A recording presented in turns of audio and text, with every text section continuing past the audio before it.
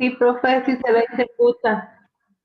Bueno, listo, entonces, vamos a empezar. Entonces, bueno, lo que vamos a hacer hoy es terminar de ver, de completar lo que es el módulo 4 de Economía del Carbono, y vamos a ver respiración, intercambio neto de carbono y transporte de fotoasimilados.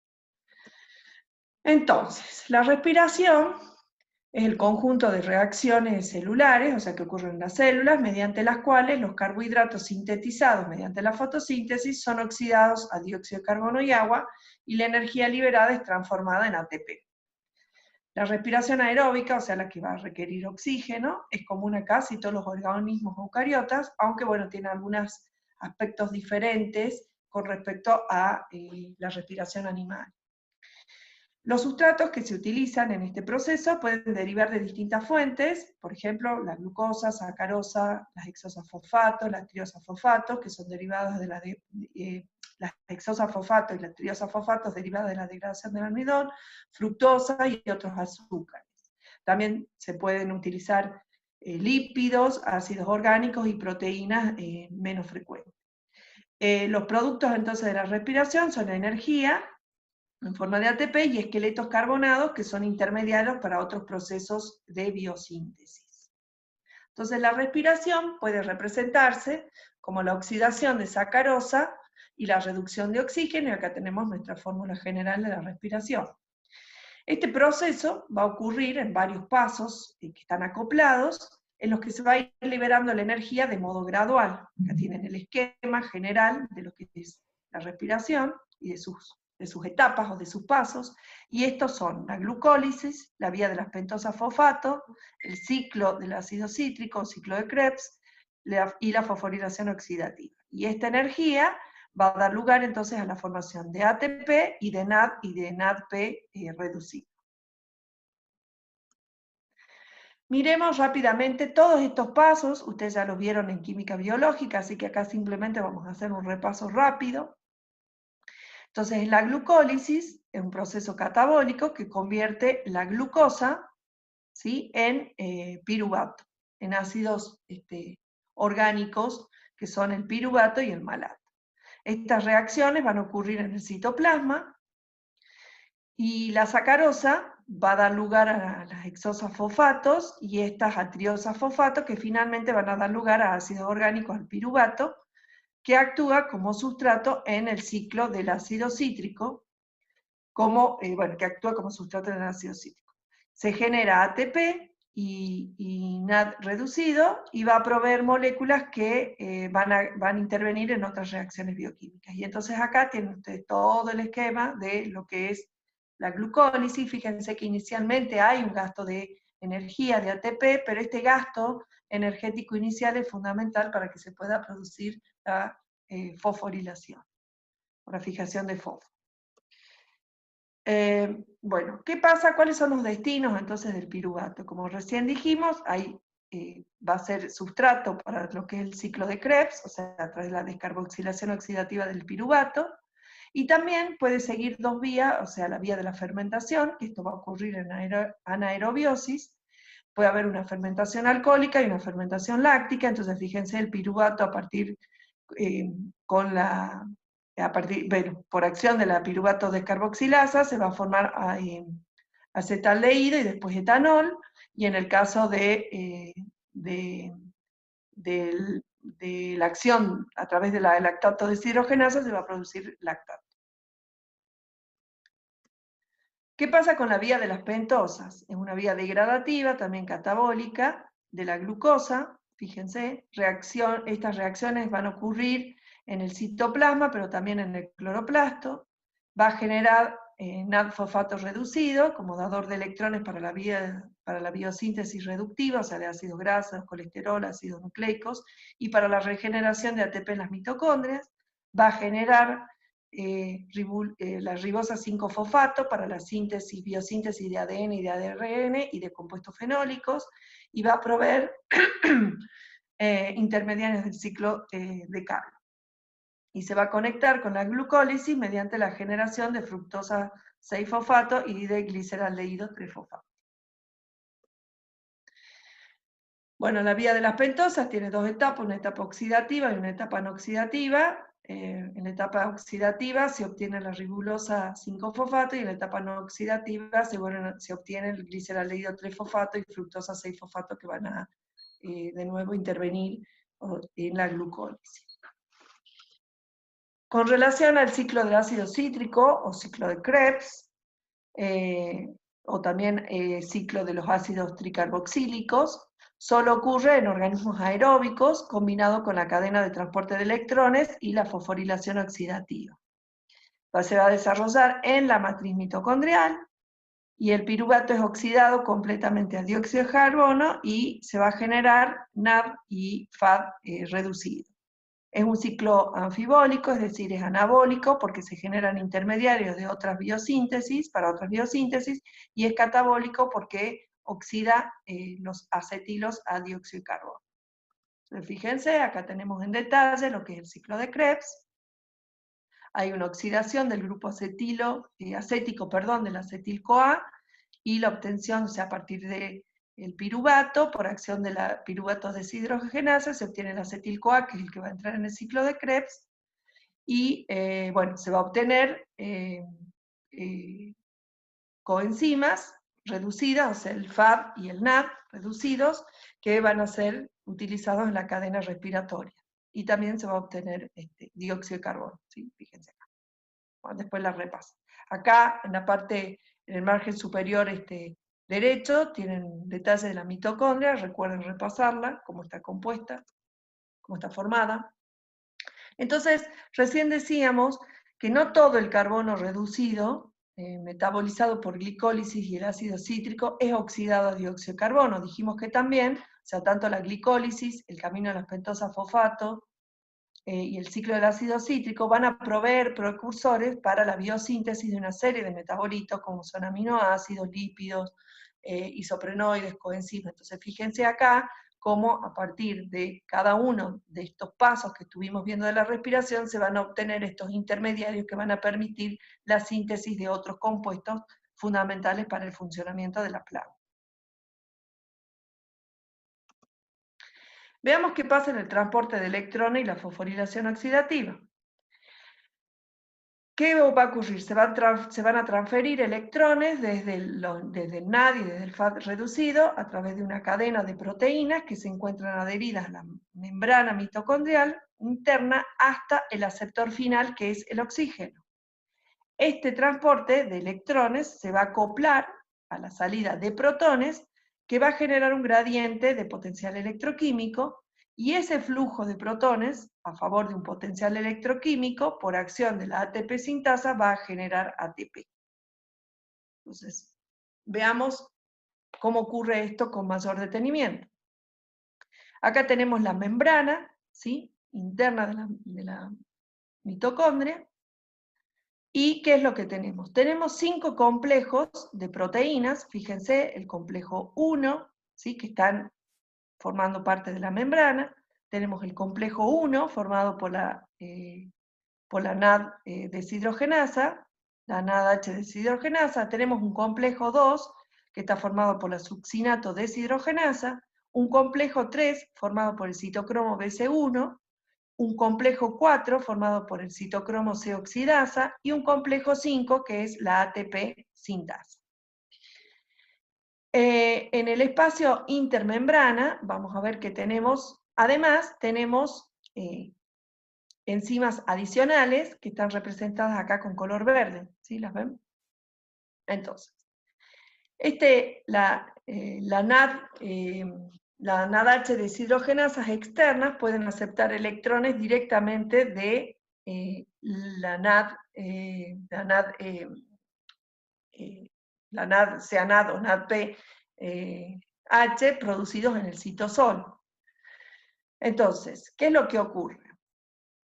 En el complejo 1, ¿sí? El complejo 1 lo que va a hacer es transferir esos electrones de la NADH a la ubiquinona y va a bombear a su vez protones. Entonces, fíjense, nosotros tenemos NADH, o sea, NAD reducido, tanto del lado del espacio intermembrana como en la parte interna, en la matriz, hay disponible NADH. CNADH, en el complejo 1, lo que va a hacer es tomar esos electrones, ¿sí? Y pasarlos o transferirlos a la ubiquinona, pero a su vez también va a haber un bombeo de protones desde la matriz hacia el espacio intermembrana.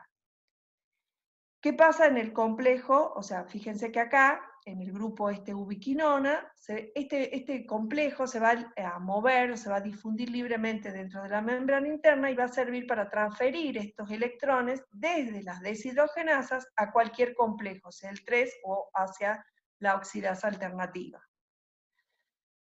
Entonces, fíjense que acá la ubiquinona está recibiendo los electrones. En el complejo 2, ¿sí? Que es la succinato deshidrogenasa, se va a oxidar el succinato y va a transferir esos electrones también a la ubiquinona. En el complejo 3 del citocromo BC1 se va a transferir esos electrones a la ubiquinona, de la ubiquinona al complejo 4 y también va a bombear protones, ¿sí? Fíjense que estos electrones que vienen de la ubiquinona, los va a transferir hacia el complejo 4 y a su vez también va a haber un bombeo de protones hacia el exterior. En el caso del complejo 4, del citocromo C oxidasa, se va a reducir el oxígeno a agua y a su vez también va a haber un bombeo de protones hacia el exterior. Fíjense, acá está la oxidasa alternativa, que lo que también va a hacer es, o sea, la oxidasa alternativa lo que va a hacer es aceptar esos electrones directamente de la ubiquinona y va a reducir el oxígeno, ¿sí? Y bueno, también se sabe que esta oxidasa alternativa es resistente al cianuro. En el complejo 5, ¿qué es lo que va a ocurrir? Va a ocurrir la síntesis de ATP, ¿sí? A través, como consecuencia de este bombeo de protones hacia el exterior, se genera ese gradiente electroquímico que va a permitir que se genere a partir de ADP más fosforina orgánica la síntesis de ATP. Bueno, ¿qué otras funciones tiene la oxidasa alternativa? Lo que se ha visto es que en algunas especies de aráceas lo que va a hacer es disipar la energía como calor y va a aumentar la temperatura, permitiendo la salida de compuestos volátiles que atraen a los polinizadores, es decir, en el momento reproductivo, el espádis y de las aráceas van a empezar a aumentar la tasa de respiración, y lo que se ha visto es que estaría asociada esta oxidasa alternativa a la producción, a permitir que se produzca la liberación de compuestos volátiles que son los que van a atraer a los polinizadores. En otros casos también puede permitir que las mitocondrias funcionen produciendo esqueletos carbonados para la biosíntesis de determinados compuestos sin consumir ADP y evitando de ese modo niveles de reducción que podrían generar especies reactivas de oxígeno. Y también se ha visto que si el estrés reduce la tasa respiratoria, la oxidasa alternativa puede prevenir la reducción y generación de especies reactivas de oxígeno. Un caso particular que lo vamos a mencionar es el caso de las especies oleaginosas, donde aparece lo que se conoce como el ciclo del glioxilato. ¿Qué es lo que pasa? En estas especies oleaginosas, las plantas pueden almacenar aceites o grasas, ¿sí? En sus semillas, por ejemplo, a través que uno al microscopio lo ve como gotas de lípido. Estos aceites, al estar más reducidos que los polisacáridos, tienen más energía en menos espacio y además son hidrofóbicos. Entonces, el ciclo del glioxilato es importante para las semillas, para estas plantas, porque permite generar glucosa a partir de acetil-CoA, y estas a su vez van a sintetizar, van a producir sacarosa, que es la forma de cómo se transportan los glúcidos por el floema. El alimentador del ciclo es el acetil-CoA, que es el producto de la degradación de los ácidos grasos y se van generado por la beta-oxidación. Entonces, fíjense acá cómo se vinculan o se relacionan en este ciclo del glioxilato, el ciclo de Krebs y la gluconeogénesis. Acá tenemos los ácidos grasos que ocurren en el glioxisoma, ¿sí? Va a ocurrir este ciclo del glioxilato, se va a obtener succinato, que es el que va a entrar en la mitocondria, en el ciclo de Krebs, y fíjense que a partir del oxalacetato se va a generar glucosa a través del proceso de gluconeogénesis. esto que recién hablamos del ciclo del glioxilato es solamente para aquellas especies oleaginosas que reservan en sus semillas, dijimos, ácidos grasos y el proceso va a ocurrir en el glioxisoma. Entonces, volviendo a nuestra respiración general, para que nosotros podamos entender la regulación fisiológica de la respiración, es necesario primero que entendamos cómo es esa regulación bioquímica. Nosotros tenemos que el ADP y el fósforo inorgánico, o sea, los sustratos de la síntesis de ATP, son reguladores claves ¿de qué? Fíjense acá en uno, de la glicólisis en el citoplasma, ¿sí? Que va a requerir el fósforo inorgánico, del ciclo del ácido cítrico en las mitocondrias, ¿sí? El ADP favorece la actividad del complejo piruvato deshidrogenasa, y la fosforilación oxidativa en la mitocondria también utiliza ADP. Fíjense que acá en este esquema, ¿sí? Donde está vinculado tanto la glicólisis como el ciclo de Krebs, como la fosforilación oxidativa en la mitocondria, están como el ADP es un retrocontrol positivo. Fíjense que con flechas verdes está representado el control positivo. Pero la acumulación de productos, tanto de ATP como de NAD reducido, también van a inhibir, el citrato también van a inhibir reacciones de pasos previos. Entonces, fíjense, con rojo, o sea, está representado lo que es el control negativo, ¿sí? Entonces, pueden ver cómo el citrato tiene un control negativo sobre el paso de fosfenol piruvato a piruvato, de fosfenol piruvato a malato, bueno, y así lo pueden ir mirando cómo la acumulación de productos va a tener también un control negativo sobre determinados procesos. Si nosotros miramos veamos las relaciones que tiene la respiración con otros procesos fotosintéticos, y entonces vemos que la respiración, o sea, acá tenemos un esquema, acá tenemos la respiración, acá cómo se vincula obviamente con la fotosíntesis, cómo recién veíamos la importancia de estos sustratos, que son el ADP y el fósforo inorgánico, y cómo se vinculan con relación al crecimiento, al recambio de moléculas, ¿sí? A la síntesis, y con relación a la biomasa. Entonces, la respiración puede estar limitada, como dijimos recién, por niveles bajos de ADP y de fósforo inorgánico, ¿sí? Los procesos que usan ATP y producen ADP y fósforo inorgánico, síntesis y transporte activo, pueden incrementar la tasa de respiración. La biosíntesis ocurre cuando la planta va a crecer, pero también si no crece, porque hay también recambio de moléculas. El gasto de ATP va a depender también de la sustancia sintetizada, o sea, dependiendo qué es lo que se sintetice, va a haber gasto mayor o menor de ATP, y la respiración puede estar limitada por sustratos carbonados producidos por la fotosíntesis. Entonces, fíjense que acá hay un esquemita, acá hay distintas figuras, ¿sí? O sea, lo que nosotros tenemos que pensar es cómo la respiración, ¿sí? Que sus productos son la energía a través del ATP y la formación de compuestos carbonados que son necesarios para otro proceso, va a estar vinculado con otros procesos que están ocurriendo en la planta. Entonces acá tenemos, en el eje de las Y, tenemos la respiración, la tasa de respiración en función del peso seco, o sea, relacionado a biomasa, y fíjense cómo a medida que aumenta la biomasa o el peso seco, va a aumentar la respiración.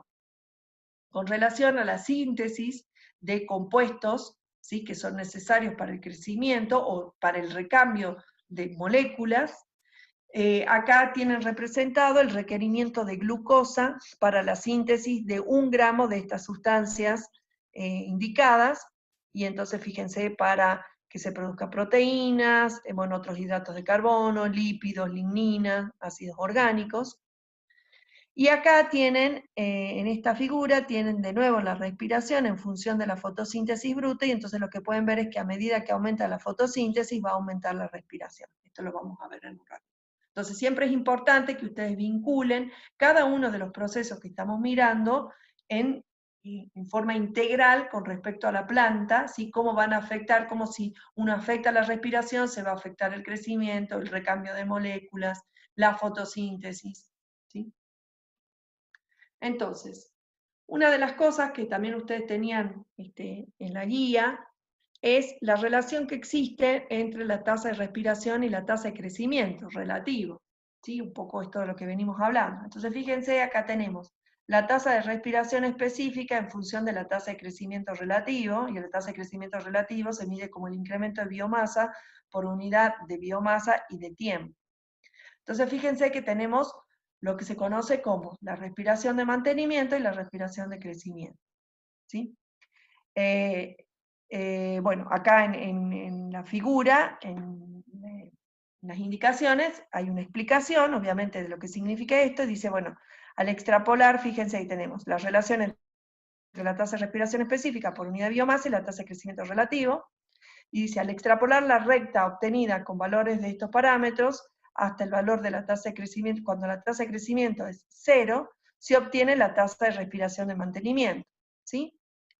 Toda aquella respiración por encima de este valor de la tasa de respiración de mantenimiento es la que corresponde a la tasa de respiración de crecimiento, ¿sí? O sea, hay una cantidad de respiración que es necesaria que ocurra para el mantenimiento, ¿sí? De lo que estamos viendo recién, o sea, para todo lo que es el mantenimiento y el recambio y la síntesis de moléculas necesarias para lo que es el mantenimiento de todos los procesos que están ocurriendo en la planta.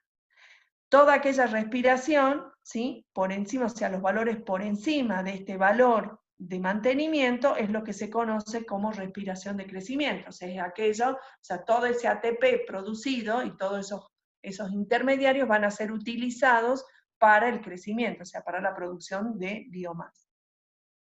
Acá en este esquema lo que tenemos es la proporción, fíjense, es para el sistema radical de Carex, de una especie, de una planta, y fíjense que acá tenemos la proporción de ATP en función del tiempo, y lo que tenemos representado es cómo es el crecimiento, cómo es la absorción y lo que significaría el mantenimiento de esa biomasa, ¿sí?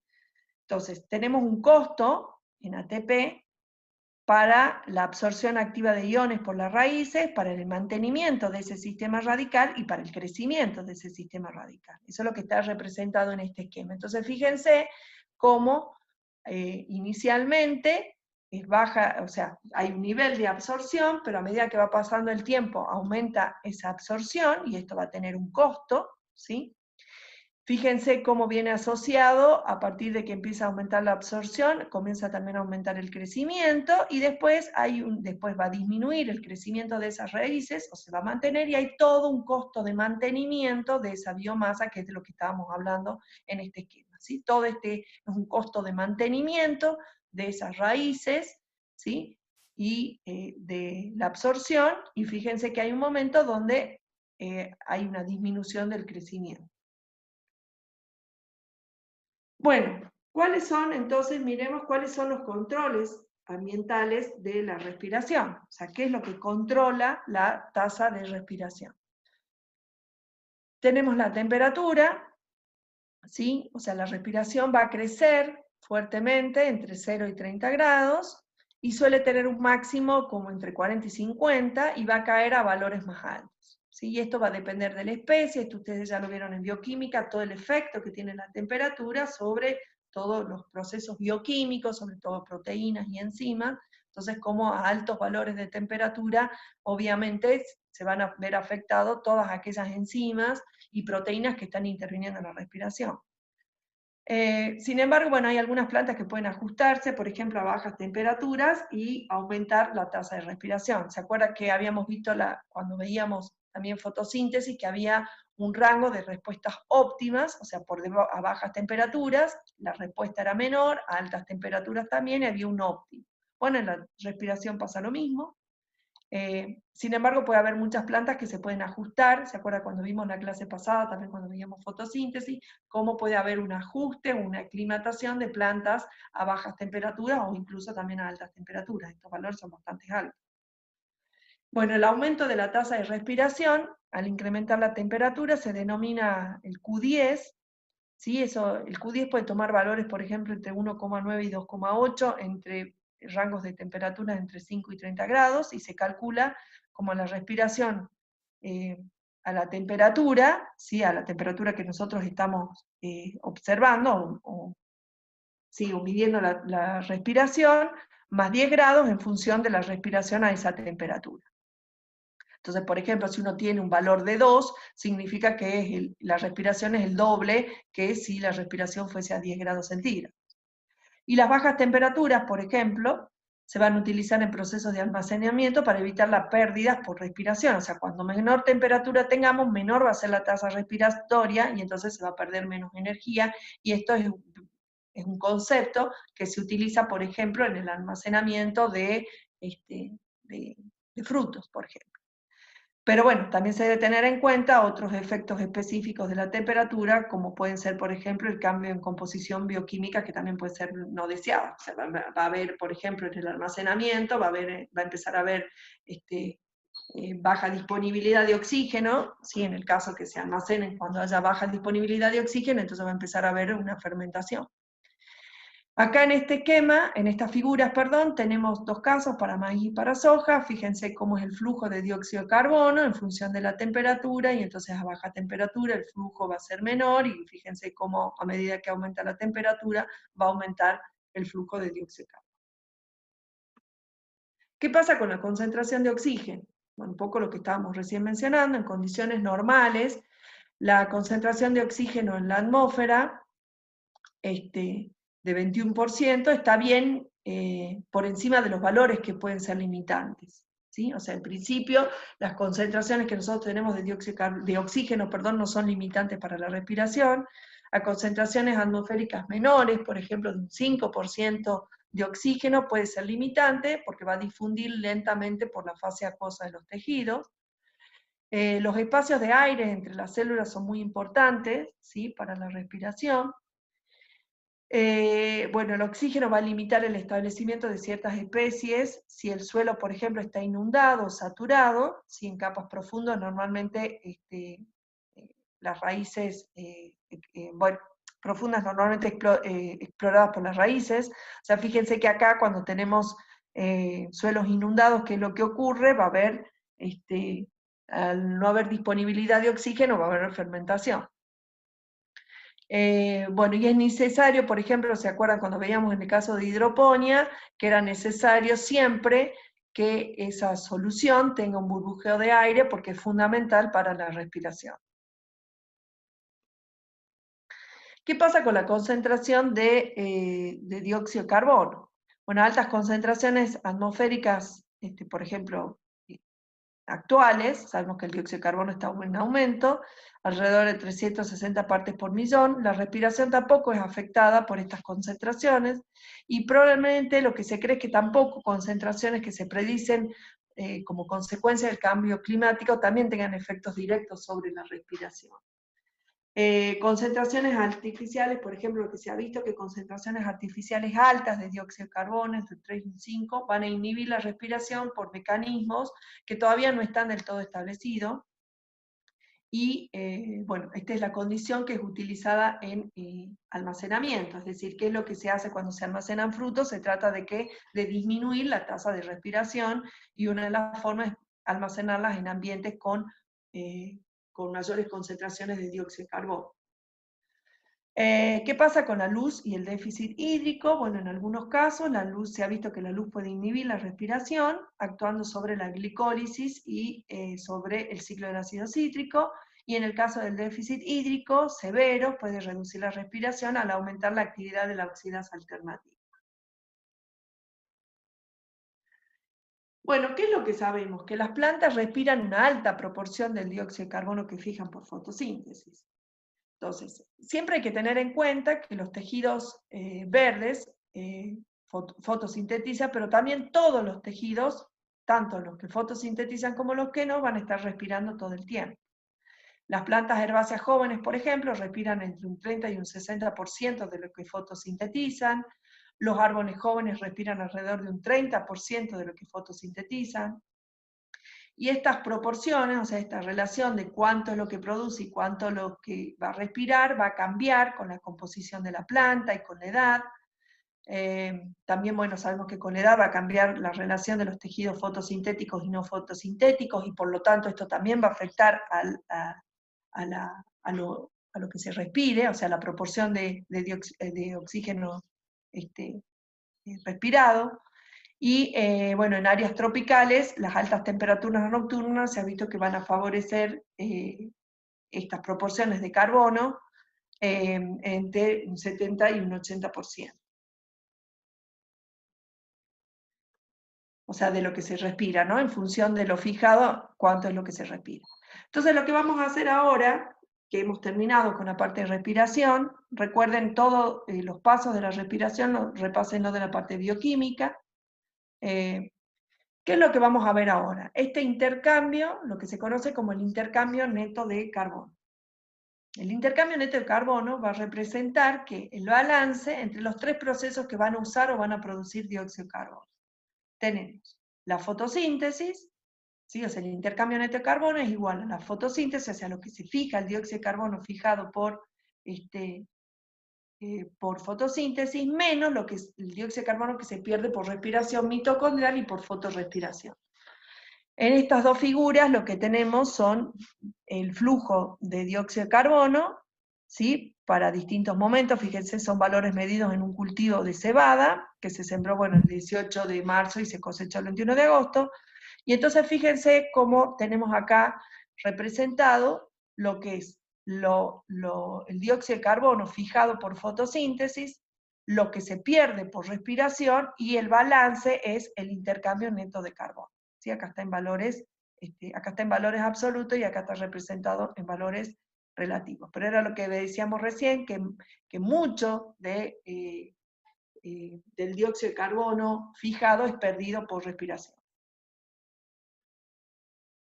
Entonces, veamos algunas respuestas. Esto lo habíamos visto ya para fotosíntesis, si se acuerdan, lo habíamos visto de acá hacia arriba. Y entonces, ¿qué es lo que tenemos que tener en cuenta cuando miramos la respuesta del intercambio neto de carbono a la luz, por ejemplo, de una planta C3? En esta figura nosotros tenemos el intercambio neto de carbono en función de la luz absorbida. ¿Sí? Entonces tenemos, ¿qué es lo que pasa en la oscuridad? En la oscuridad, obviamente, no hay asimilación fotosintética de dióxido de carbono, ¿sí? O sea, no hay fotosíntesis, pero las plantas están respirando. Entonces, las plantas van a estar liberando dióxido de carbono como consecuencia de la respiración. Entonces, por norma, se toma valores negativos del intercambio de carbono. Es decir, si nosotros tenemos que el intercambio neto de carbono es el balance entre lo fijado por fotosíntesis y lo perdido por respiración, cuando no hay fotosíntesis se está perdiendo, ¿sí?, dióxido de carbono. Entonces, acá el balance es negativo. ¿Qué es lo que pasa a medida que empieza a aumentar la luz? Por ejemplo, en el amanecer. Empieza a haber fotosíntesis, ¿sí? O sea, va a aumentar esa asimilación fotosintética del dióxido de carbono, ¿sí? Y va a empezar a aumentar la fotosíntesis, ¿sí? Y entonces ese balance va a empezar a ser más positivo. Y fíjense que hay un valor, ¿sí?, donde se va a igualar, donde el intercambio neto de carbono es 0. Fíjense en este punto, para este valor de la luz absorbida, el intercambio neto de carbono es 0. Es decir, se iguala lo producido por fotosíntesis, se iguala a lo liberado por respiración. Entonces, en este punto, el intercambio neto de carbono es 0. Y a este punto se lo conoce como el punto de compensación lumínica. Es el valor de luz absorbida, ¿sí?, en el cual el intercambio neto de carbono es 0. Es decir, donde se iguala lo asimilado por fotosíntesis y lo liberado por respiración. A partir de ese punto, lo que ocurre es un aumento, ¿sí?, proporcional del intercambio neto de carbono, ¿sí?, con el flujo, ¿sí? A medida que va aumentando el flujo fotónico o la luz absorbida, va a aumentar proporcionalmente el intercambio neto de carbono, y esto como consecuencia de la fotosíntesis. Acuérdense que acá es importante, cuando veíamos el rendimiento cuántico. Acuérdense que el rendimiento cuántico es el número de productos fotoquímicos, o sea, que se obtienen por la luz, a partir de la luz, en función del número total de cuantos absorbidos. ¿Sí? Y teníamos que este rendimiento cuántico, fíjense que es la pendiente de esta recta, ¿sí? Es decir, lo producido, ¿sí? Por fotosíntesis en función de los cuantos absorbidos, esta es la pendiente, esta pendiente. Podía tomar valores entre 0, cuando no se utilizaba la energía lumínica, a valores de 1, donde se utiliza toda la energía absorbida. Entonces, lo que habíamos visto cuando veíamos fotosíntesis era que toda esta primera parte, donde hay un aumento proporcional de, en este caso estamos mirando del intercambio neto de carbono, era una parte donde estaba limitada fuertemente por la luz. A medida que aumenta la luz, aumenta el intercambio neto de carbono. Posteriormente llega un momento, fíjense que cuando empieza, aún cuando se va aumentando la luz absorbida, no hay un aumento del intercambio neto de carbono. Fíjense que acá se empieza a estabilizar y va a alcanzar niveles de saturación, ¿sí? Es decir, en estos niveles de saturación el flujo fotónico ya no va a afectar la tasa fotosintética, por lo tanto no va a aumentar, ¿sí? No va a aumentar el intercambio neto de carbono. Y acá lo que habíamos visto es que esta parte no va a estar limitado por la luz, sino por el dióxido de carbono. Este valor, este punto de compensación lumínica que estamos hablando acá, va a depender, ¿sí? O sea, cuál es el valor de la luz absorbida en el cual el intercambio neto de carbono se hace 0, va a depender de las especies y de las condiciones del desarrollo de la planta. ¿Sí? Entonces, un caso, nosotros también esto ya lo habíamos visto, el caso de las plantas de sol y de sombra. Entonces, fíjense qué es lo que tenemos representado, o sea, la diferencia con las figuras que habíamos visto en fotosíntesis. Nosotros en fotosíntesis empezamos desde que empezaba, o sea, acá en el eje de la Y teníamos la tasa fotosintética en función de la irradiancia, y partíamos desde el valor 0 en adelante. En este caso, que tenemos el intercambio neto de carbono, ¿qué es lo que se incorpora? El factor, ¿sí? O el componente o el parámetro de la respiración. Fíjense, acá está en 0 y acá es negativo, como recién decía. Entonces, fíjense, acá tenemos dos plantas, una planta de sol y una planta de sombra, ¿sí? Fíjense que la planta de, el punto de compensación lumínica es menor, ¿sí? Para una planta de sombra, fíjense acá, comparado con una planta de sol. Y entonces dice que los valores para las plantas de sombra son muy bajos, ¿sí? Debido a que la tasa respiratoria en estas plantas también es muy baja. Por los niveles muy bajos de fotosíntesis son suficientes para hacer 0 el intercambio neto de carbono. Es decir, si las plantas de sombra están adaptadas a vivir en esos ambientes, con muy poquito, fíjense, respiran menos, y además con muy poquito irradiancia ya empieza a aumentar este intercambio neto de carbono, y entonces el intercambio neto de carbono igual a 0, o sea, el punto de compensación lumínica es menor comparado con una planta de sol que tiene unas tasas respiratorias mayores. Bueno, entonces acá también menciona que las tasas respiratorias bajas parecen presentar una adaptación básica que les permite a las plantas de sombra sobrevivir en ambientes con limitaciones de luz. Entonces, una estrategia de las plantas de sombra es tener una menor tasa respiratoria respecto de las plantas de sol. Y estas diferencias en la fotosíntesis máxima también la habíamos visto, como las plantas de sol estaban adaptadas a llegar a su máximo, ¿sí? Aumentar, fíjense que ambas aumentan proporcionalmente con el aumento de la irradiancia, hasta un valor en donde ambas se saturan, y decíamos que las plantas de sombra se saturan antes que las plantas de sol. ¿Qué pasa con relación a la densidad? Fíjense cuando veíamos las plantas C3 y la C4, y entonces Fíjense, nuevamente acá tenemos representado el intercambio neto de carbono en función de la densidad de fotones. Bueno, pasa lo mismo, fíjense que las plantas C3 tienen un punto de compensación lumínica inferior respecto de la C4, y esto también tiene que ver, acuérdense, cómo van a fijar el dióxido de carbono, ¿sí? En relación a las plantas C4, el mecanismo de las plantas C4 relacionado con las plantas C3, y en este caso, fíjense que el intercambio neto de carbono de una C3 es mayor, inicialmente referido con una planta C4, fíjense la C4 viene por acá.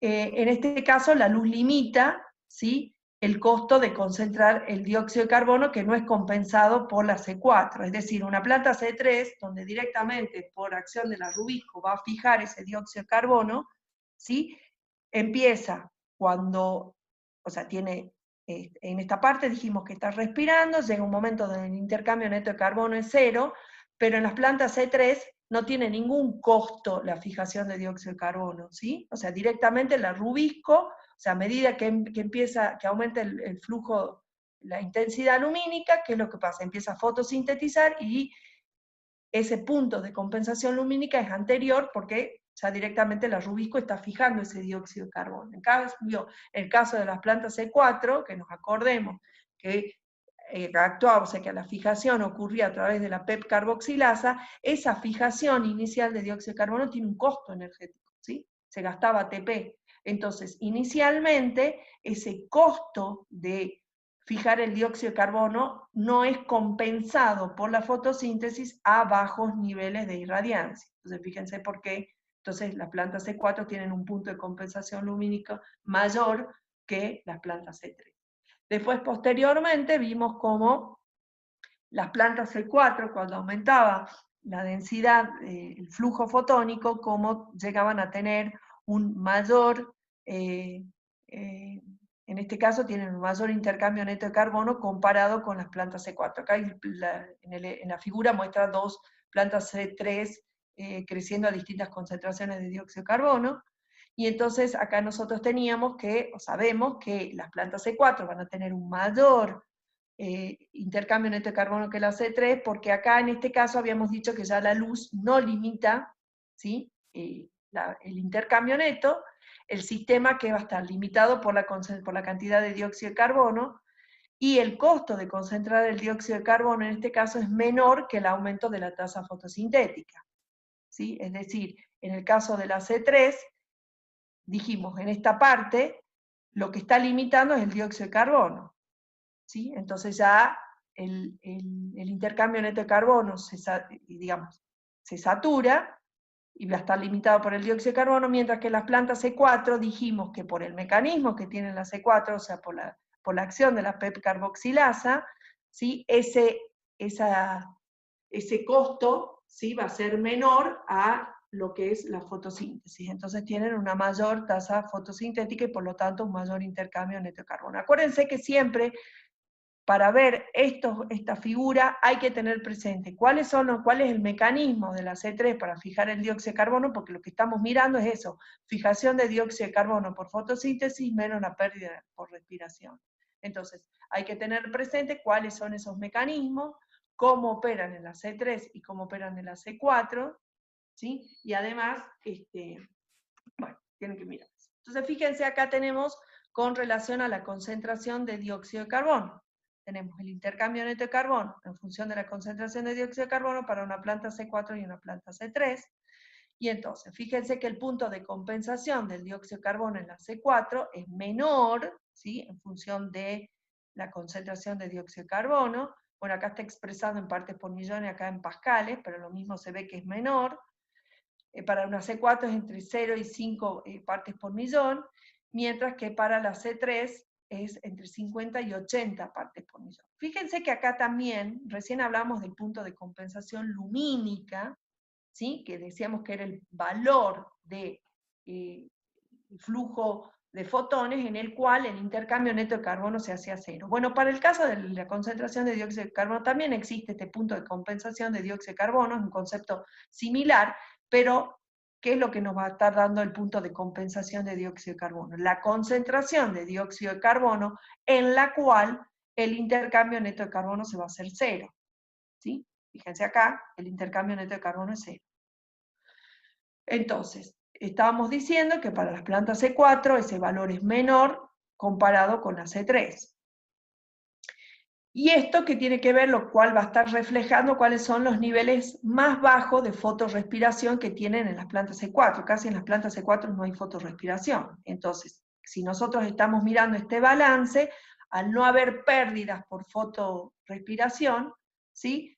Va a, digamos, y al aumentar la concentración de dióxido de carbono, ¿sí? Acuérdense que acá interviene la PEP carboxilasa, va a llegar antes a su punto de compensación, o sea, con menores concentraciones de dióxido de carbono, va a llegar antes a ese punto,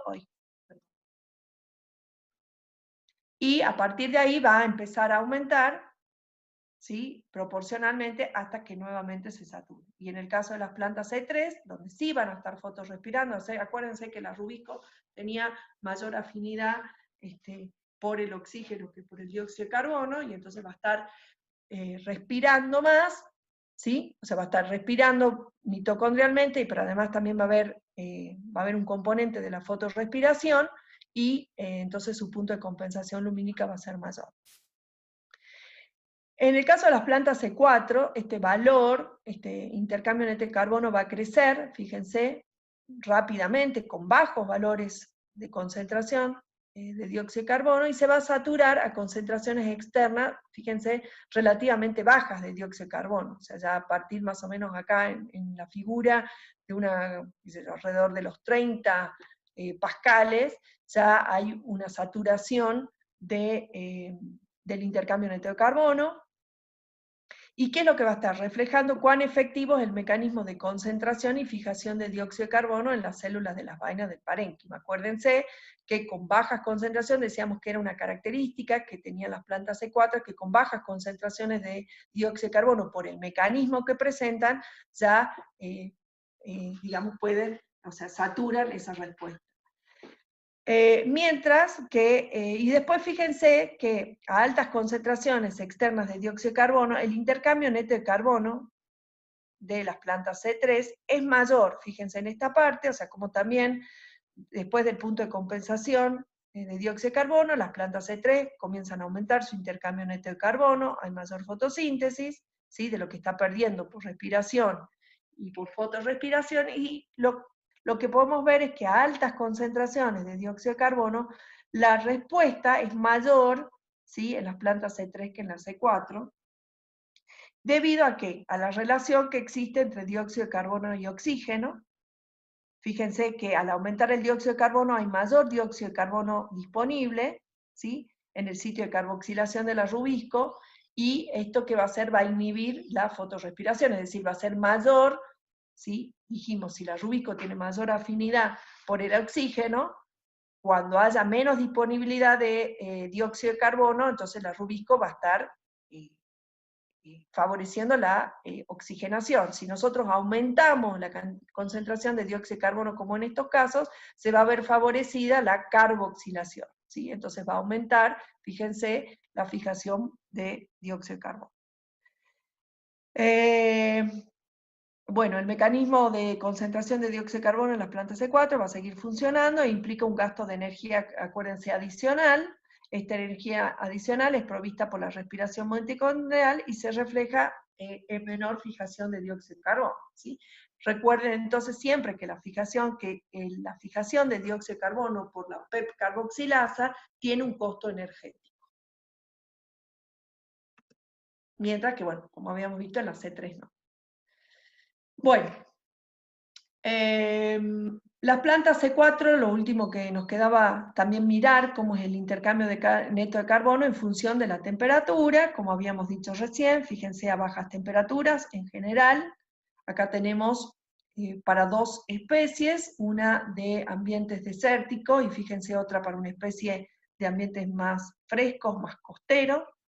Y lo que podemos ver es la del ambiente costero es una C3 y la del ambiente desértico es una C4. Y entonces, en general, lo que vimos es cuando es menor la temperatura, En general, se limita la velocidad de las reacciones bioquímicas, la disponibilidad de fósforo inorgánico y el estado de las membranas, ¿sí? O sea, hay menor en general para ambas, o sea, ¿qué podemos ver?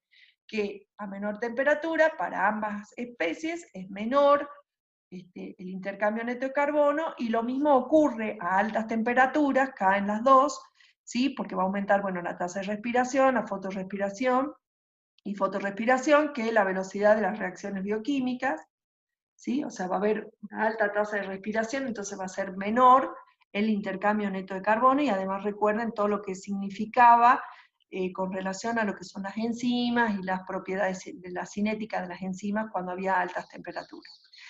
¿Qué es lo que vemos?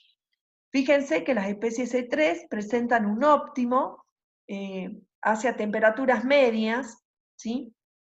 Medias a bajas, ¿sí? Fíjense que, bueno, que acá no hay mucha diferencia, o sea, entre temperaturas medias a bajas tienen un óptimo, ¿sí? En el intercambio neto de carbono, y a mayores temperaturas la asimilación del dióxido de carbono va a disminuir, bueno, por un aumento gradual de la fotorrespiración, debido a la pérdida de afinidad de la rubisco por el dióxido de carbono comparado con el oxígeno, esto ya lo vimos, y la disminución entonces de la relación dióxido de carbono-oxígeno, que va a favorecer la actividad oxigenasa. En cambio, en el C4, fíjense, presentan un óptimo mayores temperaturas, debido a que en ellas, bueno, la fotorrespiración no es detectable, en razón, bueno, del mecanismo de concentración de dióxido de carbono en el sitio de carboxilación de la rubisco. Entonces, nuevamente, para poder entender qué es lo que pasa, acuérdense que habíamos dicho que las plantas C4 estaban adaptadas también a vivir a altas temperaturas, y entonces nuevamente para poder interpretar estos gráficos en función de la temperatura, del dióxido de carbono o de la luz, hay que tener presente cuáles son los mecanismos que tienen las plantas C3 y cuáles son los mecanismos que tienen las plantas C4, y entonces en función, dijimos, de cómo sean esas condiciones ambientales, podemos ver si va a estar favorecida una planta C4 o una planta C3. Acá simplemente es mostrarle algo también muy importante, si miramos a nivel de un cultivo o a nivel de una plantación, es mirar cómo es el índice de área foliar, ¿sí? O sea, cuánta área foliar tenemos. Entonces, lo que está representando acá es el flujo de dióxido de carbono en función del índice de área foliar, y tenemos representado lo que es la fotosíntesis, la respiración, y la diferencia obviamente es el intercambio neto de carbono. Entonces, si miramos la fotosíntesis, tenemos que con índices de área foliar bajos, o sea, tenemos valores bajos de fotosíntesis. Bueno, la fotosíntesis se va a ver limitada porque, bueno, buena parte de esa radiación no es interceptada porque hay poco índice de área foliar, o sea, va a pasar derecho para el suelo. Entonces, la fotosíntesis va a ser menor, pero fíjense cómo a medida que aumenta el índice de área foliar, la tasa fotosintética va aumentando y nuevamente va a llegar a saturarse, y en estos casos toda la radiación interceptada es utilizada, ¿sí? O sea, no aumenta la fotosíntesis con relación a la luz porque ya está, digamos, todo el aparato fotosintético está saturado. Y todo lo que sí es, cuanto mayor sea el índice de área foliar, va a haber mayor intercepción de esa luz. Con respecto a la respiración, fíjense, a medida que aumenta el índice de área foliar, va a empezar a aumentar, obviamente hay mayor biomasa y por lo tanto mayor fotosíntesis, y va a haber mayor, va a empezar a aumentar la respiración, ¿sí? Como consecuencia de que hay mayor biomasa respirando y que también hay mayor fotosíntesis, entonces va a empezar a incrementar, ¿sí? Bueno, y va a seguir obviamente aumentando con este aumento del índice foliar, que en definitiva nos da mayor biomasa.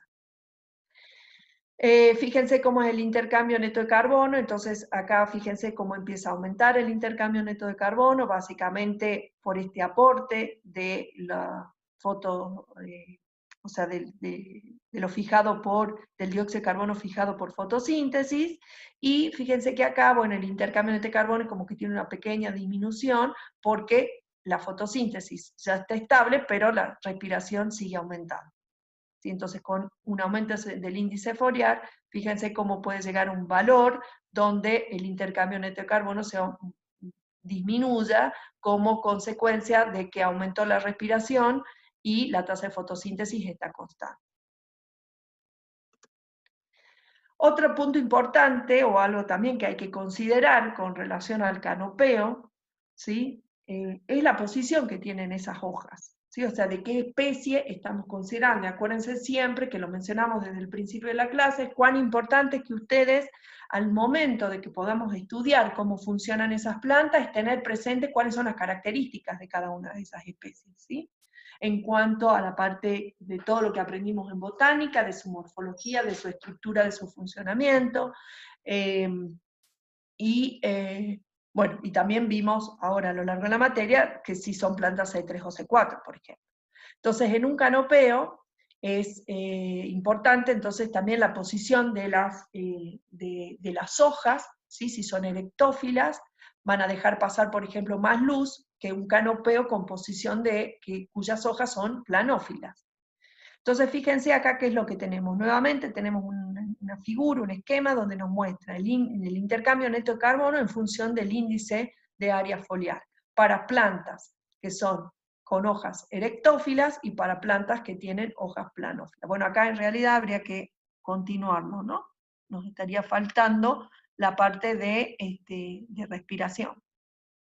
Entonces, si el índice de área foliar es bajo, ¿qué va a pasar? Que la posición, que aquellas plantas que tengan las hojas planófilas, va a favorecer ¿qué? La intercepción de la luz y por lo tanto el intercambio neto de carbono, ¿sí? O sea, al estar las hojas en posición, digamos, perpendicular a cómo llega la luz, ¿sí? Van a tener mayor intercepción de la luz, eso va a favorecer la fotosíntesis y por lo tanto vamos a tener un mayor intercambio neto de carbono. ¿Qué pasa si el suelo no está cubierto? Es decir, o sea, si la cantidad, si el índice de área foliar, ¿qué pasa? Al ser bajo, hay mucho suelo descubierto, ¿sí? Entonces la posición erectófila va a incrementar la proporción de luz que llega al suelo sin ser usada por el canopeo. Entonces fíjense qué es lo que pasa si el índice de área foliar, entonces inicialmente, cuando hay poco índice de área foliar, aquellas plantas que tengan una posición planófila van a estar favorecidas respecto de una erectófila, donde al haber poco índice de área foliar, toda esa luz va a ser poco interceptada y va a pasar derecho al suelo, es lo que estamos mirando acá. A medida que va aumentando el índice de área foliar, vemos como las dos van aumentando. En las planófilas llega un momento donde no aumenta el intercambio neto de carbono, es decir, toda la irradiancia incidente ya está siendo absorbida por esas hojas, y entonces no aumenta, ¿sí? Ya acá no hay una limitación, como decíamos, por la luz, ¿sí? Mientras que en el caso de las erectófilas, ¿sí? Es más ventajosas cuando hay mayor índice de área foliar, y esto tiene que ver con que la disposición de hojas erectófilas, o sea, imagínense un maíz, en este caso, esa disposición de hojas va a permitir que cuando haya mucho índice de área foliar, todas las hojas del canopeo reciban la luz y entonces todas puedan fotosintetizar. En cambio acá, en las planófilas, las hojas superiores están además sombreando las hojas inferiores. Entonces tiene que haber un balance entre hojas superiores y hojas inferiores en la misma planta. En cambio, en el caso de las erectófilas, ¿qué es lo que le permiten? Tener un mayor índice de área foliar, esa disposición de las hojas en la planta va a permitir que todas esas hojas, por su disposición, puedan absorber esa luz y hacer mayor fotosíntesis. Y es lo que vemos acá. Bueno, vamos a ver entonces el último punto de lo que íbamos a hablar ahora, que es el transporte de los fotos asimilados. Entonces tenemos que el floema es el tejido que transporta los productos de la fotosíntesis, o sea, los fotos asimilados, desde lo que se conocen como las fuentes, o sea, donde se producen esos fotoasimilados, principalmente las hojas, a otros lugares, que se conocen como destinos o sumideros, que pueden ser, por ejemplo, las zonas de crecimiento, los tallos, raíces, otras hojas jóvenes. ¿Sí? Estos fotos asimilados producidos en las hojas se van a transportar a distancias que pueden estar entre unos pocos centímetros, si por ejemplo esos compuestos, esos productos van a ser utilizados en la misma hoja, o pueden trasladarse muchos metros, ¿sí? Piensen en los árboles. Tanto la difusión como ese transporte de célula a célula no va a permitir ser eficiente en mover con eficacia las sustancias a grandes distancias. Y entonces nosotros esto ya nos habíamos hablado cuando hablábamos de agua, ¿sí? Cómo el transporte a grandes distancias solo va a ser posible si son arrastrados por el agua, en el lumen de estos conductos especializados, que son los tubos cribosos, y dijimos que la fuerza motriz era el flujo masal. El floema, vamos a ver que también sirve para redistribuir el agua, como decíamos, y algunos compuestos a través del cuerpo de la planta. Estos compuestos, algunos de los cuales también pueden haber llegado por xilema, pueden ser transportados desde las hojas sin modificación, ¿sí? O pueden ser metabolizados y recién redistribuidos. Por el floema viajan entonces sustancias, lo que vamos a ver es que viajan sustancias en ambas direcciones, pero siempre lo hacen por distintos tubos cribosos, ¿sí? O sea, el transporte por floema puede ocurrir tanto en dirección ascendente o en dirección ascendente, supongamos que a partir de una hoja de referencia, pero ese transporte va a ser por distintos tubos cribosos. Entonces recién hablamos de cuáles son estos órganos productores o fuentes. Son los órganos entonces en los que se producen o se liberan los fotos asimilados en exceso, y se van a exportar sus excedentes a otras localizaciones. Usted siempre hay que tener presente que esas hojas también tienen, lo que estábamos hablando, todo lo que es de mantenimiento, ¿sí? Y síntesis de novo, reparaciones de estructuras. Entonces, todos esos fotos asimilados son necesarios para el mantenimiento de esas hojas, y todo el excedente es el que es transportado a lo que habíamos dicho que son los órganos consumidores o sumideros o destinos, que son órganos que no producen fotoasimilados o que los producen en menor cantidad que es la necesaria para que puedan ocurrir procesos vitales, y entonces lo que hacen es importar fotoasimilados. En el caso de los órganos productores o fuentes son los que exportan fotoasimilados, y los órganos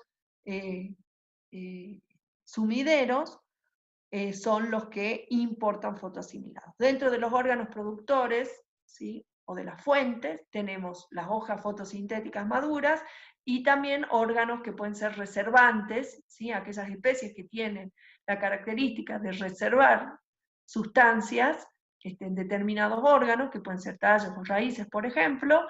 Estos órganos también van a actuar de fuente para estos otros órganos. Dentro de los sumideros o destinos tenemos, por ejemplo, los ápices de raíces y de tallos, las yemas axilares en crecimiento, hojas que están en crecimientos en expansión, flores, frutos y semillas, y bueno, también los órganos estos reservantes, pero cuando se están formando. Entonces, lo que podemos ver es que cuando un órgano actúe de fuente o de sumidero, va a depender de su estado ontogénico, o sea, va a depender de su momento de desarrollo, que pueda estar actuando como fuente o que pueda estar actuando como sumidero. Es decir, fíjense, si los órganos reservantes recién se están formando, en realidad van a estar importando fotoasimilados para reservarlos. Pero en algún momento, cuando se necesiten esos fotoasimilados, estos órganos van a estar actuando como fuente de esas sustancias, entonces a partir de acá van a estar exportando esa sustancia hacia otros destinos. ¿Qué es lo que se mueve por el floema? Bueno, entonces tenemos una composición variable, ¿sí? Que va a también siempre depender de la especie, de la edad y del estado fisiológico, y entonces fíjense que tenemos azúcares, proteínas, ácidos málicos, aniones, cationes, fosfatos, nucleótidos, o sea, ADP, ATP, también tenemos hormonas vegetales. ¿Qué tenemos? en los azúcares, por ejemplo, tenemos sacarosas, derivados de la sacarosa, manitol, tenemos nitrógeno, ¿sí? Como aminoácidos, tenemos cationes, tenemos también otras sustancias, por ejemplo, como pueden ser cuando se aplican herbicidas, y también lo que se ha visto es que a través del floema es que se transportan los virus. Por eso las enfermedades son, uno puede ver la enfermedad a lo largo de toda la planta, y es porque los virus, o al menos los genomas de los virus, se transportan a través del floema.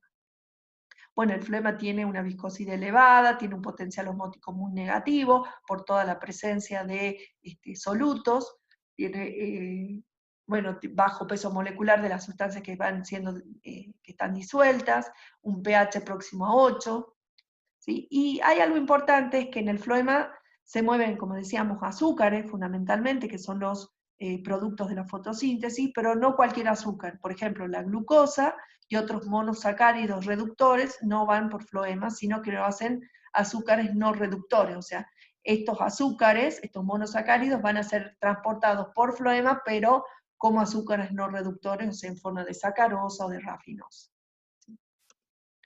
Bueno, ¿cómo es, digamos, ese transporte? Esto lo pueden repasar de botánica, fíjense, tienen que repasar cómo es la estructura del floema, de este tejido complejo. Acuérdense que el floema tiene lo que se conoce como elementos del tubo criboso, tiene células acompañantes o células de compañía, y también hay células parenquimáticas, ¿sí?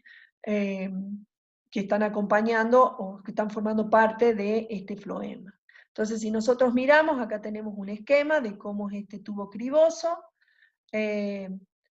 Fíjense que, bueno, repasen cuáles son las características que tiene este elemento, el elemento criboso. Acuérdense que en las partes terminales tienen estas placas cribosos, y el poro, tienen los poros, y también tienen áreas cribosas laterales, y cuáles son las características que tienen estas células, que sí son células vivas a la madurez, y cuáles son estas células acompañantes y cuáles son las funciones. Entonces sabemos, bueno, que el elemento criboso está asociado a esta célula de compañía o célula acompañantes, que están conectadas entre ellas por numerosos plasmodesmos.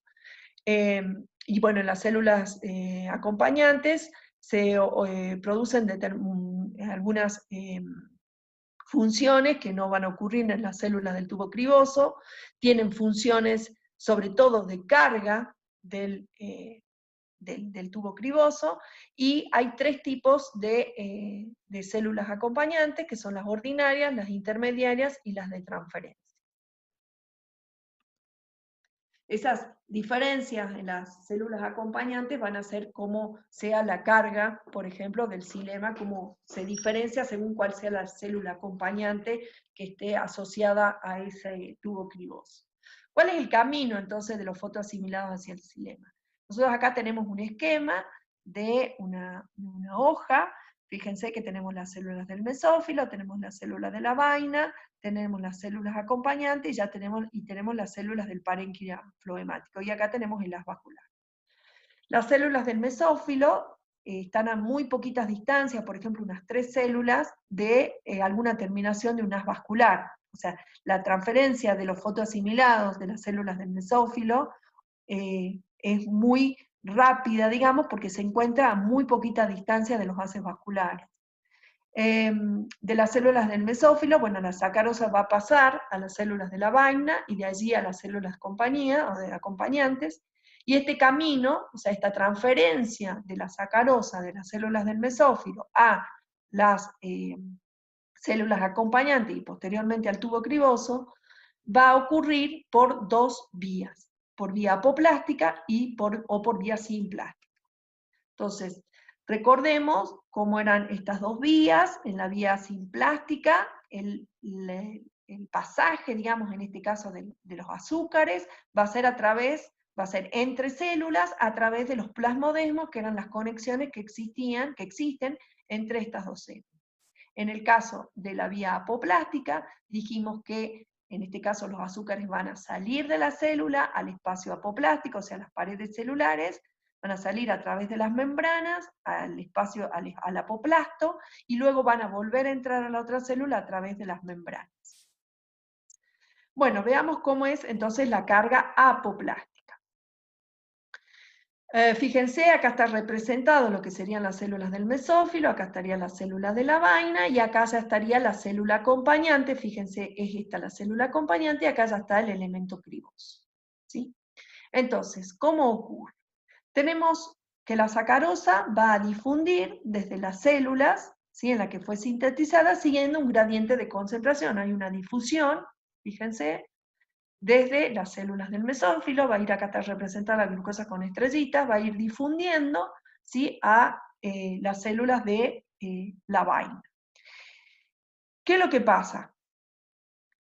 Ya, digamos, cerca de la célula acompañante, como es carga apoplástica, o sea, cómo se va a cargar de manera apoplástica, dijimos que tiene que salir esta sacarosa al apoplasto para posteriormente volver a ingresar a la célula acompañante. Entonces, esta difusión, ¿sí?, en las cercanías del floema puede salir al apoplasto por difusión facilitada, que va a estar a su vez estimulada por la presencia de potasio, y va a salir a favor de un gradiente de concentración, de mayor concentración a menor concentración. Desde el apoplasto va a ser cargada al floema por un sistema sin porte, ¿sí?, con protones, en contra de un gradiente de concentración. O sea, fíjense, acá tenemos el esquema, ¿sí?, como en la parte interior, ¿sí?, hay mayor concentración en la parte exterior hay mayor concentración de protones, y cómo va a pasar la sacarosa del apoplasto a la célula acompañante. Fíjense, por un sistema sin porte, en donde va a salir protones y va a salir la sacarosa, con, por supuesto, gasto de energía, ¿sí?, a partir de la ATP sintasa. Vamos a ver que hay un gasto de energía para que pueda ocurrir este transporte. ¿Sí? Hay mayor concentración de protones aquí que afuera. Perdón, aquí que afuera.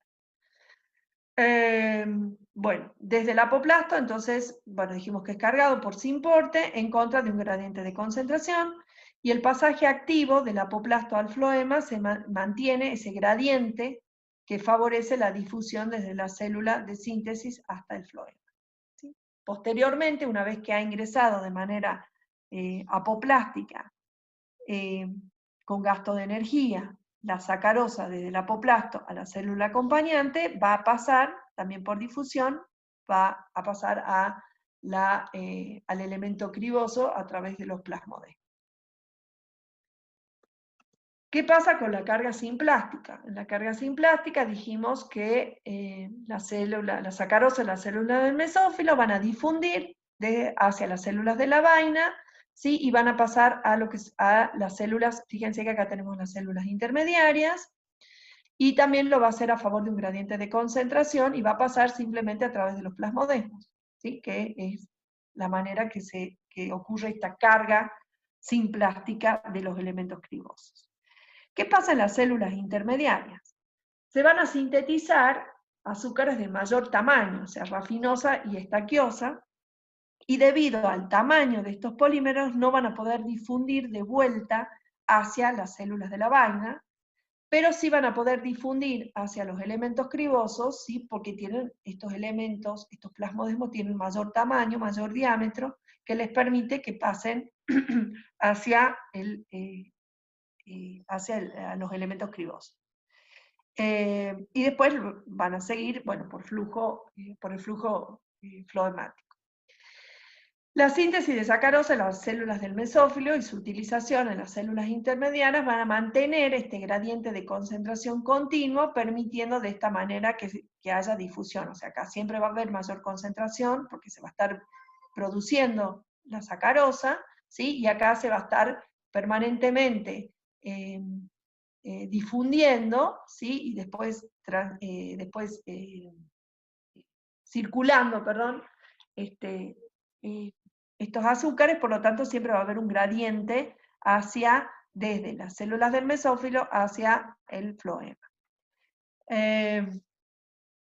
Bueno, miremos algunas características entonces de las especies que tienen carga apoplástica. con las que tienen carga simplástica. Entonces las que tienen carga apoplástica, bueno, van a transportar la sacarosa por el floema, tienen pocos plasmodesmos entre las células de acompañantes o de compañía y los tubos cribosos, y las células circundantes, porque acuérdense que se va pasando de manera apoplástica, tienen células de compañía ordinarias, y en las venas menores del floema tienen células de transferencia con numerosas invaginaciones en la pared. Mientras que las especies que tienen carga simplástica, bueno, van a transportar oligosacáridos, además de sacarosa por el floema, tienen abundantes plasmodesmos entre las células intermediarias y las células circundantes, y tienen células intermediarias en las venas menores del floema. Y estas, bueno, son células de compañía especiales con numerosos plasmodesmos que conectan sobre todo con las células de la vaina. Bueno, ¿cómo ocurre entonces este transporte de floema? Entonces ya dijimos, bueno, ya se cargaron los tubos cribosos, ¿sí? O los elementos cribosos. Fíjense que acá tenemos, en este esquema, tenemos representado, bueno, tenemos el xilema, tenemos el floema, tenemos las células fuentes, ¿sí? Donde se están produciendo, entonces, por fotosíntesis, los hidratos de carbono, la sacarosa, como recién vimos cómo se va a cargar, vía apoplástica o simplástica, la célula acompañante, ¿sí? Y ahora vamos a ver cómo, y dijimos cómo se va a cargar los tubos cribosos. Entonces, por otro lado, acá bueno, tenemos todo lo que es el tubo criboso, y tenemos lo que son las células destino, ¿sí? Que van a recibir esta sacarosa que va a ser transportada a través del floema. Entonces, el gradiente, ¿qué es lo que dijimos? Que el transporte por floema a grandes distancias va a ocurrir, ¿sí? Por flujo masal. Ese flujo masal, la fuerza motriz, como habíamos visto, es la diferencia de presión hidrostática. Entonces, ¿cómo ocurre esto? Tenemos este gradiente de presión hidrostática, ¿sí? Que es la que va a ir de una zona de mayor presión a una de menor presión, va a ser generado osmóticamente, es decir, la acumulación de azúcar en los elementos cribosos, ¿sí? Acá, de la fuente, o sea, porque se ha cargado, va a generar un potencial osmótico muy negativo.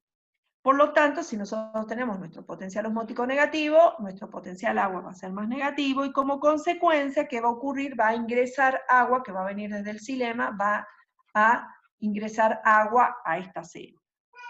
Como consecuencia, ¿sí? O sea, va a haber un gradiente de potencial agua, digamos, o sea, va a ingresar el agua, y va a aumentar, ¿qué? La presión de turgencia.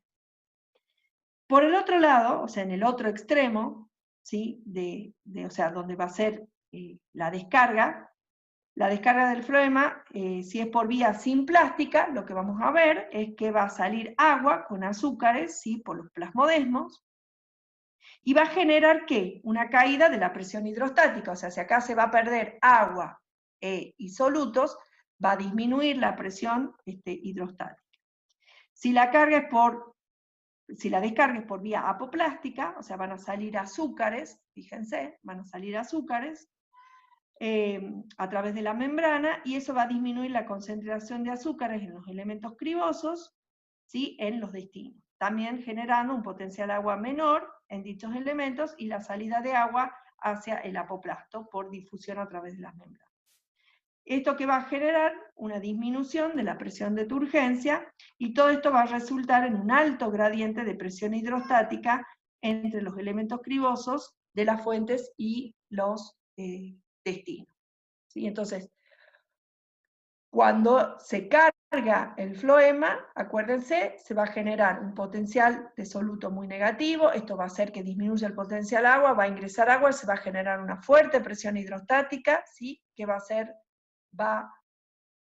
en el otro extremo, donde es el destino, ¿sí? De esos fotoasimilados es menor, entonces se va a generar un gradiente de presión hidrostática. Cuando lleguen a la fuente destino, se van a descargar esos fotoasimilados, ¿sí? Y va a volverse a disminuir, ¿sí? El potencial agua, por lo tanto, siempre va a estar generada esta diferencia de presión hidrostática. ¿Cómo es esa descarga del floema ya en los sumideros? Entonces los azúcares van a llegar por el floema, ¿sí?, a su destino. Fíjense, acá tenemos los sumideros. En los destinos que va a ocurrir, dijimos esa descarga de la sacarosa, y la descarga va a ocurrir siempre a favor de un gradiente de concentración o de presión, sea por mecanismos pasivos o activos, ¿sí? Y lo que puede ocurrir es que haya distintos mecanismos de descarga en estos destinos. Tenemos, por ejemplo, en los ápices, raíces y tallos de hoja, la descarga es por vía simplástica. En los órganos de reserva, la descarga es apoplástica. Y en los frutos y semillas, la descarga es simplástica primero y luego es apoplástica. ¿Sí? Entonces, dependiendo cuál sea el destino donde va a recibir, donde se va a descargar esta sacarosa que viene bajando, o que va subiendo, no importa, no necesariamente viene bajando, que viene del floema, va a depender cómo sea la descarga, si es por vía simplástica o apoplástica, dependiendo cuál sea el destino donde van a llegar. Bueno, ¿cuál es esta? Veamos algunas, por ejemplo, ¿cuál es la relación entre el crecimiento y esta descarga simplástica? Por ejemplo, si un tallo está creciendo, ¿qué significa? Esto lo vamos a ver más adelante, la clase que viene, es para que pueda crecer, ¿sí?, una célula, se tienen que ablandar las paredes, tiene que entrar agua y entonces va a ocurrir ese crecimiento.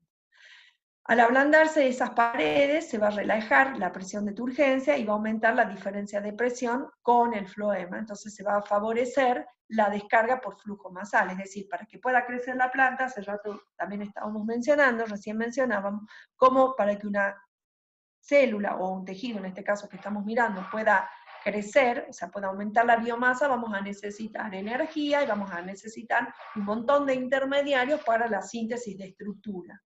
¿Sí? Entonces, para que eso ocurra, fíjense cómo se va a relacionar como la presión de turgencia en función de que se genere una diferencia de presión y esto va a favorecer el flujo masal y por lo tanto el ingreso de azúcares y también de agua para que ocurra el crecimiento. Los azúcares que llegan pueden ser, como habíamos dicho, utilizados en la síntesis. Si está creciendo, van a ser utilizados en la síntesis, por ejemplo, de la nueva pared celular. Y bueno, al caer su concentración, va a aumentar el gradiente de concentración con el floema. Entonces también va a caer el potencial osmótico y esto va a reducir el potencial de turgencia y va a favorecer, como recién decíamos, el flujo masal. O sea, lo que hay que tener presente es cómo ocurre, ¿sí? Nuevamente, como habíamos visto anteriormente, hay todo un mecanismo, todo funciona por diferencias de potenciales, ¿sí?, y de concentraciones. Y entonces, según qué proceso esté ocurriendo, vamos a ver cómo se ve favorecido, ¿sí?, que llegue a través del floema por flujo masal las sustancias que van a ser necesarias para la síntesis de nuevas estructuras, ¿sí?, y además para todo lo que es, por ejemplo, también la formación de pared celular y para todos los procesos que ocurran en estos tejidos que están creciendo. Otra cosa interesante es ver cuáles son las relaciones entre las fuentes y estos destinos, que es muy variable. ¿Y de qué va a depender? Como decíamos, de que un órgano pueda actuar como fuente o destino, va a depender de su estado ontogénico. Esa relación fuente-destino también va a depender o se va a establecer primariamente dependiendo de cómo estén insertas las hojas en el tallo, o sea, con relación a su ortóstico.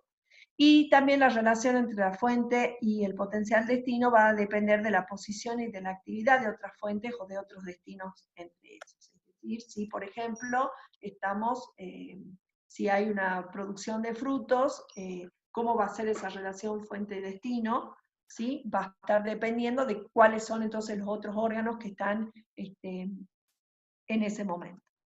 Entonces acá lo que podemos ver es una figura donde tenemos en el eje, tenemos dos ejes Y, tenemos la exportación o importación, fíjense, y acá tenemos la tasa de crecimiento. Entonces, bueno, acá lo que nos dice que son los patrones de importación y exportación y tasa de crecimiento de hojas de soja en función de su tamaño relativo. Fíjense que acá tenemos el tamaño en el eje de las Y, tenemos el tamaño de las hojas. Bueno, y dice que los datos de exportación e importación están expresados en porcentajes de la actividad total de la planta, tasa de crecimiento, como el aumento diario de área en porcentaje de área final. Entonces, ¿qué es lo que tenemos? Si miramos la tasa de crecimiento, podemos ver cómo a medida que empieza a aumentar el tamaño de la hoja, obviamente hay crecimiento, entonces el crecimiento va aumentando hasta un valor más o menos del 50% del tamaño de la hoja, donde cesa ese crecimiento de la hoja y a partir de ahí ya no hay crecimiento, o sea, el crecimiento disminuye, ¿sí? O sea, cuando ya la hoja tiene un tamaño relativo del 100%, ya no hay más crecimiento.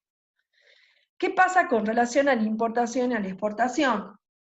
Fíjense que inicialmente, cuando la hoja está creciendo, hay mayor importación.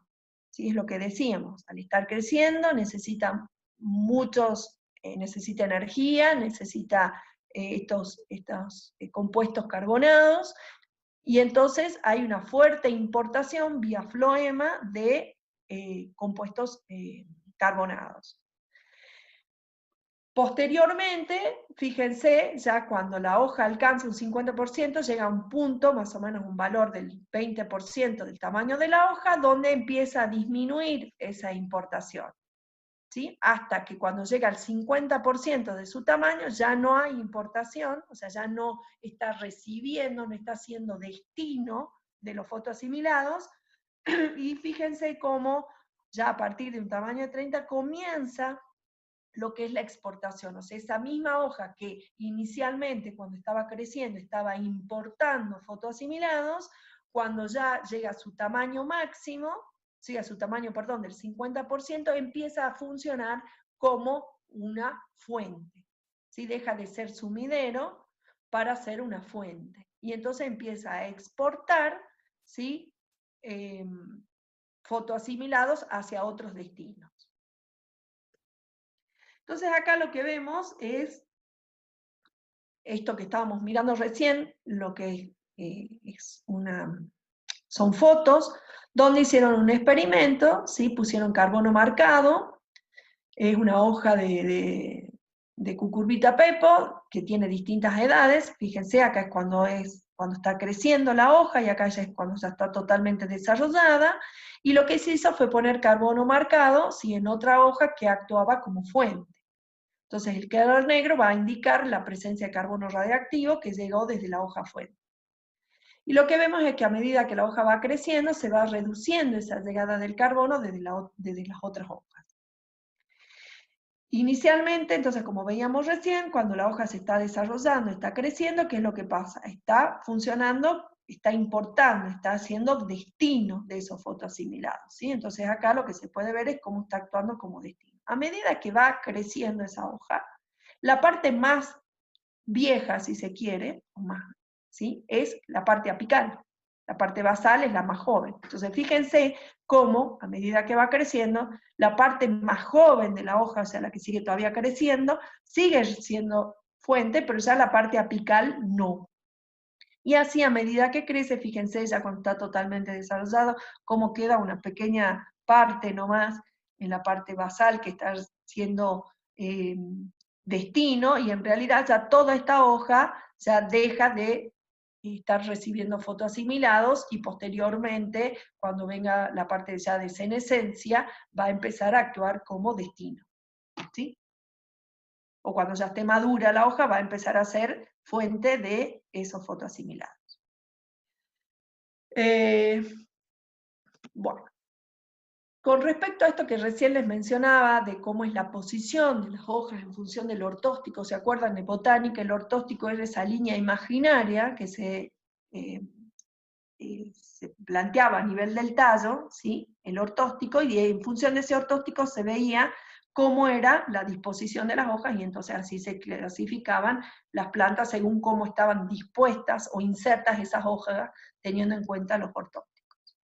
Esto es un esquema, un experimento que se hizo para remolacha azucarera, donde los principales destinos de la hoja marcada con carbono radiactivo eran acá la hoja 14 y acá la hoja 10, fíjense. Los destinos son principalmente las hojas que están ubicadas directamente por encima de ellas, es decir, en el mismo ortóstico. Fíjense que acá, las que están dispuestas en el mismo ortóstico de la hoja 14 son la hoja 6 y la hoja 1. Sin embargo, bueno, fíjense que otras hojas, que son hojas que están cercanas a ese ortóstico, o sea, donde está la fuente, también están recibiendo. ¿Y qué es lo que se vio? Que las hojas en posiciones opuestas también pueden recibir carbono de las hojas marcadas si se eliminan sus propias fuentes. Es decir, si las fuentes de estas otras hojas, ¿sí?, que no están en el mismo ortóstico que la 10, son eliminadas, estas hojas pueden recibir los fotoasimilados provenientes de esta hoja, aun cuando no esté en el mismo ortóstico. ¿Qué es lo que significa entonces? Que el primer destino de los fotoasimilados son las hojas más cercanas, son las hojas que están en el mismo ortóstico, dispuestas en el mismo ortóstico, y después hojas que están dispuestas en ortósticos cercanos a la fuente. Y al final, ¿sí?, fíjense que si en este experimento ellos removieron las hojas que eran las fuentes de estas otras, si se remueven estas fuentes también pueden ser fuentes de estas otras hojas. Y por último, simplemente esto que hablábamos de cómo se van a particionar diferencialmente los fotoasimilados. ¿Qué tenemos? Bueno, por un lado nosotros sabemos que la transpiración y la fotosíntesis van a ocurrir principalmente en las hojas, y la absorción de agua y de nutrientes van a ocurrir en las raíces. Entonces, la magnitud relativa de estos procesos va a depender de la proporción de fotoasimilados asignados a estos órganos, ¿sí? Es decir, cuál sea la relación o el balance que exista entre la parte aérea y la parte subterránea, vamos a ver que también está fuertemente asociada a cómo se han particionado los fotoasimilados entre la parte aérea y la parte subterránea. Hace rato veíamos en el esquema cómo para las raíces, en respiración, cómo era la respiración a nivel de las raíces, cómo era la parte, o sea, la respiración de mantenimiento y la parte de crecimiento. Y entonces acá simplemente en esta figura lo que vemos es lo que menciona, estas son cómo estas plantas, no es que una planta sea más grande que la otra, sino lo que tienen es una partición diferencial de esos fotoasimilados. Es decir, acá tenemos una partición en frutos que no está acá. Es decir, ¿cómo es lo que uno ve la partición diferencial? Es cuánto aloca, ¿sí?, fotoasimilados a determinados órganos. Entonces, el peso total o la biomasa total puede ser igual entre estas plantas, sin embargo, la redistribución o la realocación o cuánto ha destinado en determinados destinos puede ser distinta. Entonces, fíjense que la diferencia está planteada en que en este caso, en estas plantas, hay mayor alocación de esos recursos a frutos y en este caso más a la parte aérea. Todo esto, la parte de partición diferencial, de fotoasimilados, es muy importante y es muy estudiado en agronomía, obviamente, porque es muy importante en función de los órganos que son cosechados, cómo es la alocación de recursos, y entonces es muy estudiado cómo va a variar y cuáles son los factores que van a afectar esa realocación o esa distribución o partición diferencial de fotoasimilados a los distintos órganos, y cuáles son los factores ambientales que van a favorecer la partición hacia los órganos que son cosechados. Bueno, y nada más.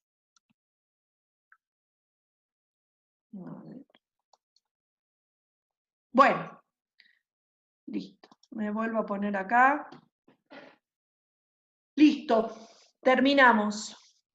Como siempre, como les digo, todas las clases son temas largos, son complejos, como dijimos desde el primer día de clase, ustedes tienen que estar todo el tiempo mirando sus carpetas de botánica y sus carpetas de química biológica, porque van viendo que yo hay cosas que voy pasando muy rápido. Sin embargo, si ustedes lo quieren ver en detenimiento y cómo es, lo pueden ver en la carpeta de bioquímica, por ejemplo, todos esos pasos de la respiración, ustedes ya lo vieron. Perdón. Y la parte también de botánica, como es, por ejemplo, repasen bien cómo es todo el tema del floema. ¿Sí? ¿Preguntas?